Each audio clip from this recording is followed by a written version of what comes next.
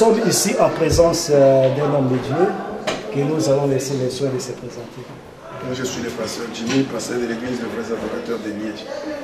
Ok, pasteur Jimmy, nous sommes vraiment dans la joie de vous accueillir ici, au ministère international de la réconciliation à Kerpen, Allemagne.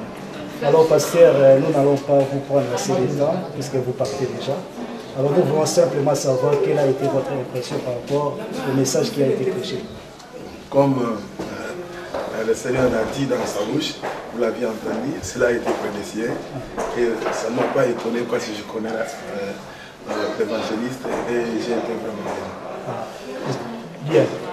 C'est la même question que nous posons également à tous ceux que nous avons interviewés. Qu'est-ce que vous pensez personnellement tous des femmes qui s'élèvent aujourd'hui et qui d'autres d'entre eux pourraient peut-être avoir la conception? Il fallait premièrement préciser la question. Oui. Parce que quand on parle de femmes, oui, le mot femme c'est un mot peu vulgaire. Comme était mon professeur.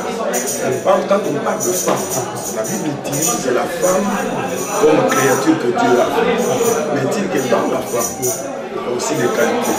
Et une femme qui est enseignée, il y a tous les atouts que Dieu lui a donnés, elle devient ce qu'on appelle une femme vertueuse, c'est-à-dire une femme pleine de vertu. Or, celle-là qui est pleine de vertu, elle est égale à l'homme. Mais pasteur, qu'est-ce que vous diriez? Il y a des gens qui disent que les femmes, par rapport aux enseignements de Paul, doivent se taire à l'église. S'il y a quelque chose à demander, elles doivent demander à leur mari. Quelle est votre position? La réponse est très simple. Ces gens-là doivent premièrement consulter les Écritures et comprendre pourquoi Paul l'avait dit. Parce que si Paul avait dit ces choses, cela avait une circonstance. Il y avait une raison. Vous comprenez? S'il n'y avait pas de raison, et avant, je dirais même avant ça, Paul ne l'avait pas dit. S'il l'avait dit, il y avait quelque chose. C'est-à-dire, il y a des femmes qui n'obéissaient pas. Ils se révoltaient, ils se mettaient au-dessus de la loi. Vous comprenez? Et Paul avait utilisé ce verset pour réglementer la chose.